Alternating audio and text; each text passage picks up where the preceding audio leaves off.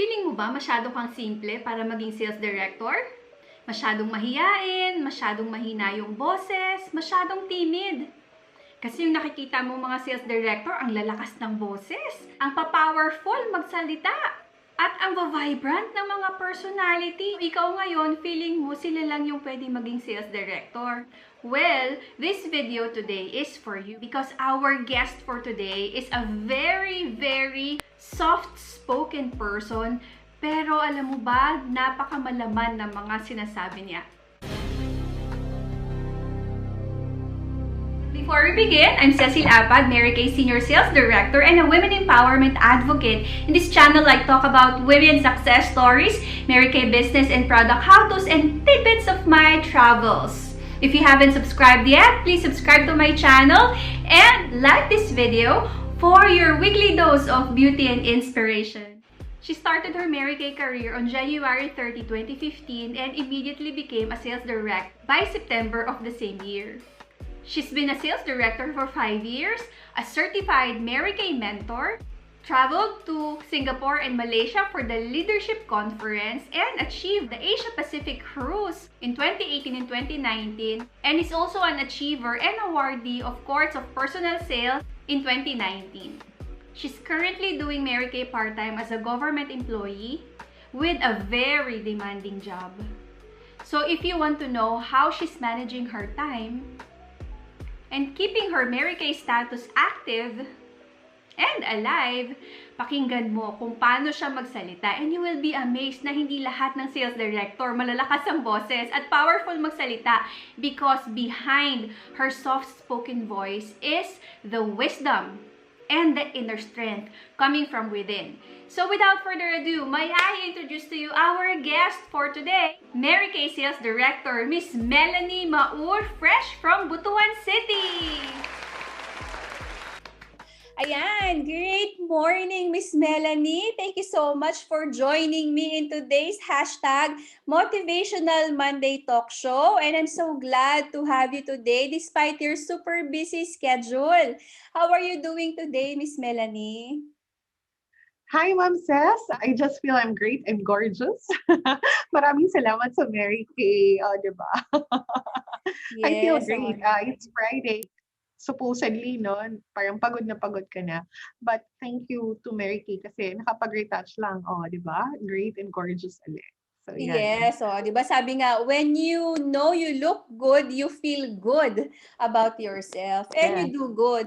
After feeling good about yourself, di ba? So today you will be sharing with us your Mary Kay story to inspire our viewers then on how you are doing your Mary Kay business despite working as an employee. Ayan. So Miss Melanie, pwede mo bang ma-share sa amin ang iyong Mary Kay story? Yes. I'd like to share to you, yung story ko. I used to be, before Mary Kay, I used to be a wash and wear na pagkababae. Siyempre, busy. May anak ka, may mga babies ka na inaalagaan, you have to work pa, mga ganun na mga bagay. So, wash and wear lang talaga. Pagkatapos maligo, bihis, office na kaagad.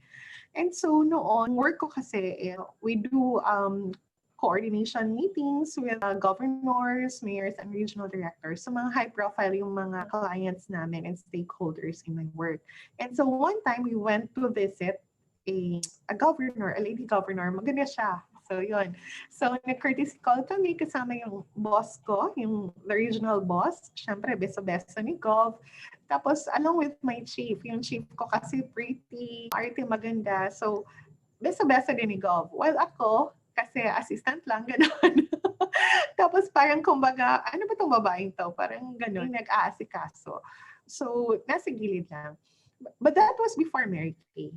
But when I started doing my Mary Kay, siguro, even other people, mapapansin ka ng ibang tao. Kasi when I started doing Mary Kay, hindi lang si regional director, hindi lang si boss, yung binibesa-besa ni Gov, but parang, uy, kasali na ako sa binibesa ni Gov, hindi na lang na, doon ka na sa gilid, hindi ganun. So, kahit pala, ibang tao, kahit mga taong nasa higher level na kumbaga ng society, napapansin ka kapag nag-aayos ka talaga.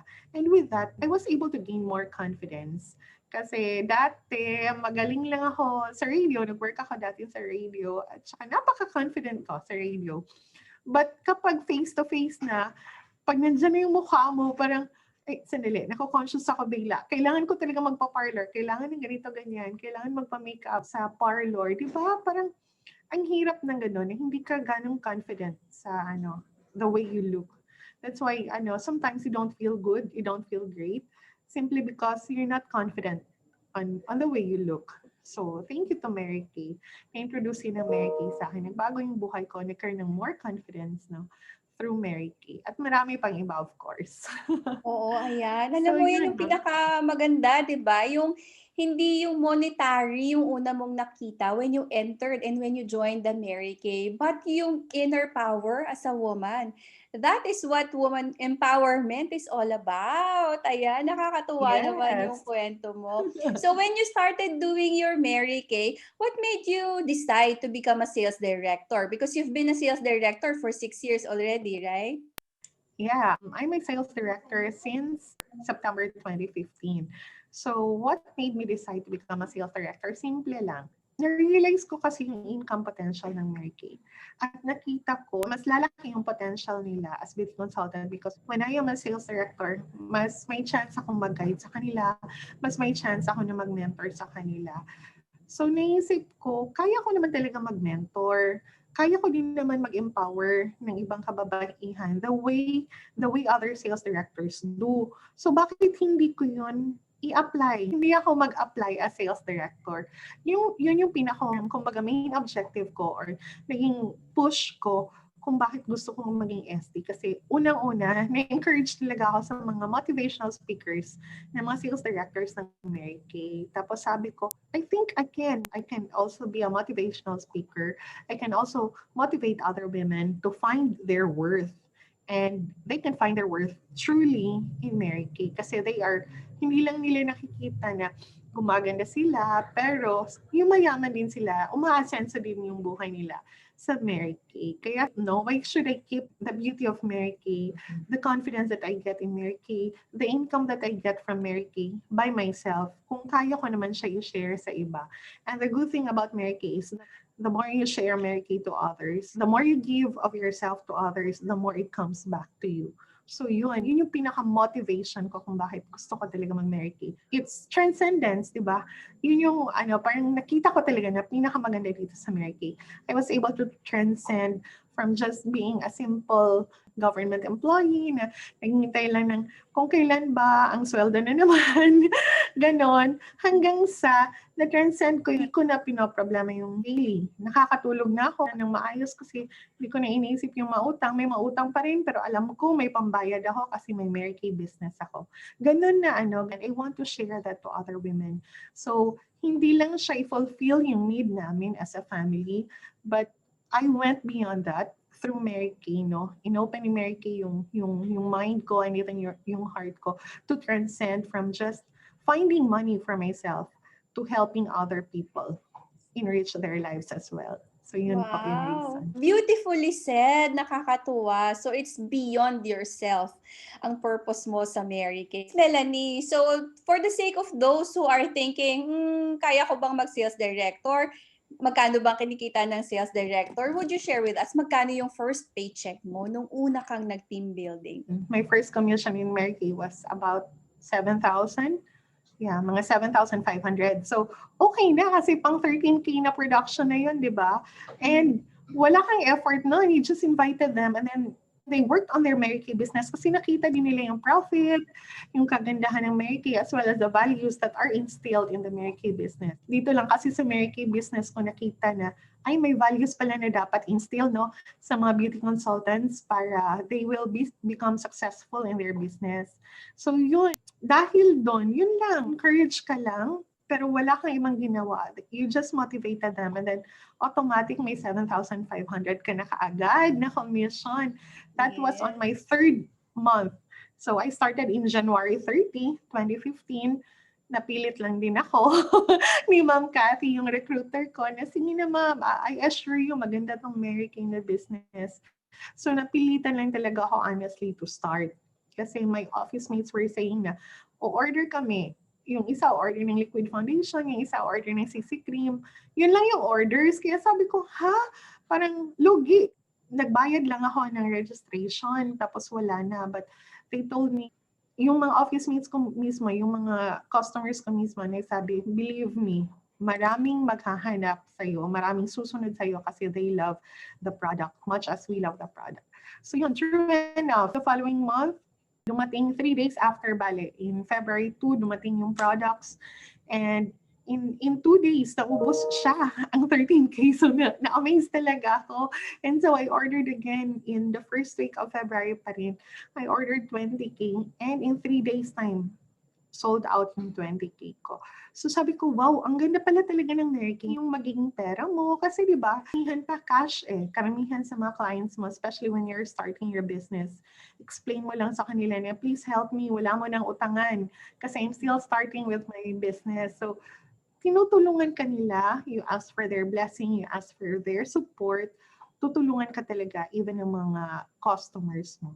And yun, di ba, exciting, nakakatuwa kasi on my second month, kumbaga hindi pa ako nag-second month nun, pero ako, in February, second week, nag-order ako ng another 20K, so that's 40,000 already in February. So, That's di ba, ang ganda, ang nice. sarap ng feeling. Di ba? And doon na talaga nagsimula mag-propel ang business mo paangat ng paangat. And Miss Melanie, Yeah. would you share with us ano yung mga naging memorable achievements mo in your 6 years in Mary Kay?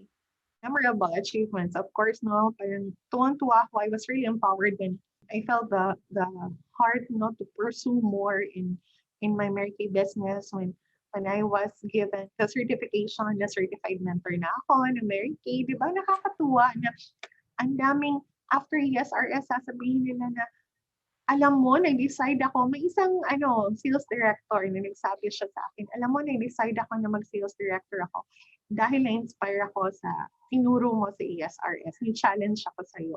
Yun yung sinabi niya. Tapos diba, parang you just share your thoughts. Tapos may mga tao palang na-inspire dahil sa sharing na binigay mo. Ganun kasimple, pero you created or you made a sales director out of your positive vibes lang, good vibes lang. So, yun.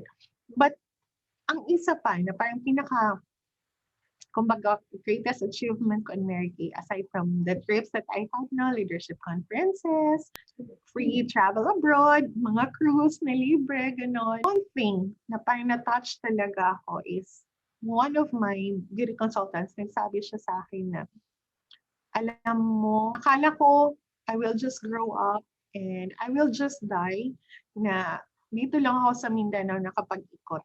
Yun yung sinabi niya sa akin. But you know what? Through Mary Kay, dahil shinare mo si Mary Kay sa akin, I was able to fly to Manila alone, sabi niya. And not just to Manila. I was able to fly to Thailand, Singapore, Malaysia, Indonesia. At nakapag-cruise siya 2 beses. Sabi niya, sobrang luxurious siya na parang nahihiya siya na if hindi niya i-share yung beauty ng Mary Kay sa iba, parang nahihiya siya na hindi niya i-share kasi sobrang nabigay ni Mary Kay sa kanya. Sobrang experience, sobrang additional na self-confidence for her. So, yun, sabi niya, I will never forget you because ikaw ang nag-open ng opportunity na yan para sa akin.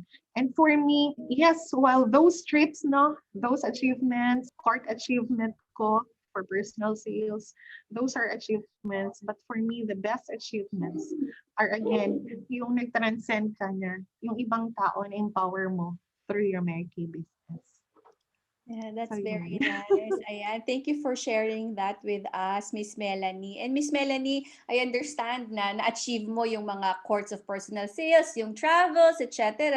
Pero can you also share with us ano yung mga most difficult challenges na hinarap mo sa Mary Kay and paano mo sila nalampasan? The most difficult challenge I had in Mary Kay was when yung nagka-problema ako somehow sa finances ko. Simply because hindi ko siya nire-record yung mga nilalabas ko. Yung mga nilalabas ko ng mga stocks, hindi ko siya nire-record.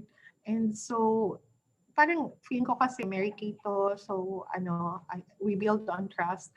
But actually, while we build on trust, we have to keep in mind na kailangan talaga din may records ka kasi this is a business. How can you run well your business if you do not have records, no, to support your business? And yun, that was really a big problem on my part, but luckily, di ba, that was a problem during my first 2 years as a beauty consultant.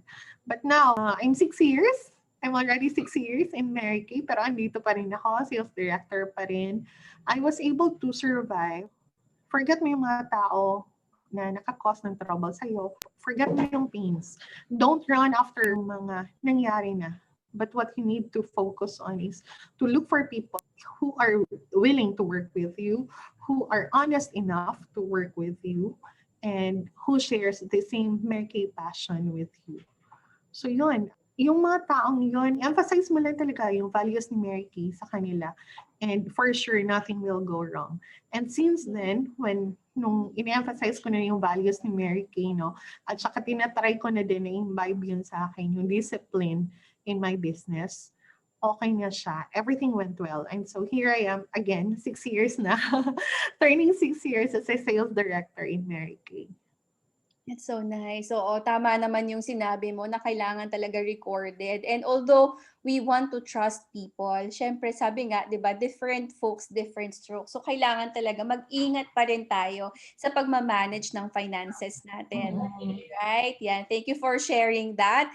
And of course, meron ka bang ma-advise sa mga beauty consultant who are also working right now pero gusto din nila na ma-achieve yung na-achieve mo or gusto din nilang maging sales director? What tips can you give them, especially in time management? One advice that I can give, to our beauty consultants out there is kailangan lang you go back to what's your purpose? What's your why? Bakit ka nag-join ng Mary Kay mo? Ako, I joined my Mary Kay kasi gusto ko na ma-experience yung financial freedom. And dati kasi pamilya kami ng mga sipunin kasi naka-motorcycle lang kami. Tapos my husband, tapos may 2 kids. Tapos parang ang hirap na kasi the kids are growing. Tapos hindi na talaga kami magkasya sa motorcycle. And so my first why in Mary Kay was for financial freedom. And hirap ako nun parang ang hirap magpakain ng Jollibee sa mga anak mo. Nak, hintayin mo na ha, hintayin mo na natin mag-sweldo bago tayo makapakain. Ganun yung naging life ko. But through Mary Kay, kasi everyday may pumapasok sa'yo sa Mary Kay. Through Mary Kay, hindi mo na kailangan i-deprive yung mga anak mo sa mga simple joys. And yes, through Mary Kay din, we were able to get our car. So we had an adventure car through Mary Kay. So hindi na kami pamilya ng sipunin kasi hindi na kami na yung smoke, yung dust, yung ulan, yung init, ganon. So parang ang sarap ng satisfaction na yun that I was able to achieve a great purpose, not just for my beauty consultants, but also for my family. My biggest why in Mary Kay. Yeah, that's nice. Nakakatuwa naman, o 'di ba? Alam mo, relate ako diyan sa iyo kasi ako din before asthmatic. So sa Manila, naku, napakausok, polluted. So ako, I work in Mandaluyong. And then, uwi ako ng Cavite. So, can you just imagine, ilang oras na exposure sa usok alikabok pollution? And my doctor was telling me na kailangan ko daw palitan yung lifestyle ko. Sabi ko, paano ko papalitan yung lifestyle ko? Ordinary bus lang yung afford ng pera ko, di ba? But because of Mary Kay, ayan na, nakakapag-drive na tayo ng sarili nating kotse, o di ba? So, of course, para sa mga mayayaman, no big deal yan Pero para sa atin, na mga simpleng mamamayang Pilipino, 'di ba? Big deal sa atin na umaangat yung buhay natin in a small ways. For us, big ways na 'yon, right? Ayan. So thank you so much for sharing that. And finally, Miss Melanie, sa tingin mo, ano yung 3 skills na kailangan i-master ng isang beauty consultant kung gusto talaga niya maging successful sa negosyo na 'to? 3 skills. One is actually the skincare class. Pinakauna talaga yan. If you don't know how to do the skincare class, then mahirapan ka magbenta. mahirapan ka na magbenta kasi hindi mo alam kung para saan yung product na yon. So first is, you really have to do your skincare class. Ngayon, virtual na tayo, it's still possible. Kaya pa rin, no, mag-skincare class. So, pwede mong bigyan siya ng yung mga samplers, ganon. Ibigay mo, tapos mag-ano na lang kayo, mag-virtual na lang kayo na makeover. Pwede ganon yun. The second skill that you have to learn in your Mary Kay business is kung paano mag-team build. And the only way to do team building for me is to invite people. To invite people to like the product and to invite people and show them kung gaanong profit, kung ano yung income na pwede mong makuha dito sa Mary Kay. And then finally, I think the third skill, no, hindi siya kailangan na perfect ka mag-makeup, hindi kailangan na magaling ka magsalita. But I think, I don't know if this is a skill, hindi yata to skill, but for me siguro is you should practice your passion, you should practice your commitment in Mary Kay. Kasi yan yung pinaka-importante. If you do not have that passion to pursue your business, if you do not have that commitment to pursue your business, walang mangyayari sa'yo. People will drag you down. Kasi the very first persons who dragged me, who discouraged me, no, are the close people around me. Oo. Sila yung mga nagsabi na, mahal. Sasabihin nila, effective ba kaya yan? Ay, libre na lang. Anyway, close naman tayo. Di ba parang, ano ba naman tong mga taong to?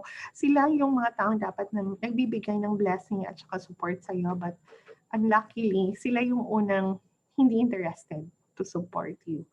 And so you have to master that skill of yung being committed and being passionate in doing your Mary Kay business. And if you do that, I think for sure you will be successful in everything that you do in your Mary Kay business and in pursuing your Mary Kay career. Yun po, Ma'am Ces. Wow, nakakatuwa. Oo, napakagandang advice nung binigay mo, Miss Melanie. And I'm sure, ako personally, I agree with you. These are the skills na kailangan mo talaga strengthen or i-master if you want to be successful in this career. And finally, in closing, meron ka bang message sa iyong mga unit members and sister sales directors? Yeah, my message for my unit members and senior sales directors, these times are rough times. But this is also the right time to show to everyone that despite the big waves, you can always get through it if you decide to get through it. So yun lang, you just have to make that decision to make through it. And for sure, you will be very successful. You will come up really very, very successful in everything that you will do, and more especially in your Mary Kay business. So, laban lang. O diba, napansin mo ba? Sobrang soft-spoken siya, but underneath that voice is a very powerful, very meaningful, and very soulful message. Transcendence. Can you imagine that? So don't worry kung feeling mo masyado kang mahinhin para maging sales director. Kung masyado kang busy para maging sales director. Because what it takes to become a sales director is the inner strength, the mental strength, spiritual strength, and your determination, your passion to be one of the leaders of this empowering company. So I hope you learned something from today's interview and find it inspirational for you who find yourself someone who can relate to the personality of Miss Melanie. And if you like series of videos like this, I have a lot of interviews to many Mary Kay sales directors. You can find it in this playlist or in the Success Stories playlist. And why don't you subscribe to my channel? Napansin ko, most of you are not yet subscribed. And it will be really helpful for me to continue doing this advocacy if you subscribe to my channel for your weekly dose of beauty and inspiration. See you on the next video. Bye!